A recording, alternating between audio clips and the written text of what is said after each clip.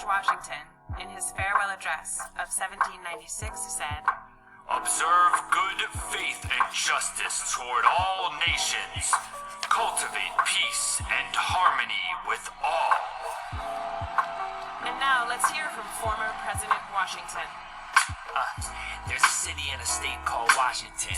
I'm all over the place like oxygen. My life story starts 1732 on a plantation. Fam was wealthy, well-to-do. The hardest part of my life when my dad died. At age 11, working hard to help my mom provide. I owned my duties like an apostrophe. They say I was smart. Math was a friend to me. So I skipped college, started working for pay. Got a government job, doing land surveys. I was probably the youngest worker on the block, age 17, measuring land on the job. Then I served in the army, met my wife Martha, returned to the farm after serving my country. But in 1775, Congress appointed me commander of the Continental Army. You know we won the war against the British. I tried to retire, but nah, I wasn't finished. 1787 Constitutional Convention. My role was founding father of the nation. Just 2 years later, I got a new position. First president by unanimous decision. Started chopping cherry trees and I stayed honest. I'd say I'm one of the greats, but I stayed modest. I was the father of the country. There was no president before me. What did it take to run a nation?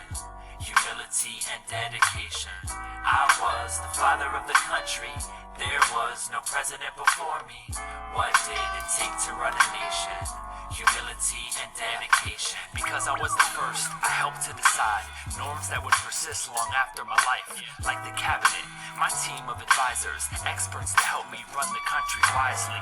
It's all about checks and balances, kid. The cabinet helped me check and balance the government. And I was well liked, so I could have stayed on. But after 2 terms, I saw fit to step down. 2 terms became the norm, that's the precedent. The country didn't need a king, it needed a president. I got a lot done, but there's one fact. I owned slaves, I've always been ashamed of that. I made sure they would be freed when I died, but I used slave labor while I was alive. I gotta go, but no, I wasn't destined to be great. I worked hard, spoke my truth, and created my fate. I was the father of the country. There was no president before me. What did it take to run a nation? Humility and dedication. I was the father of the country. There was no president before me. What did it take to run a nation? Humility and dedication.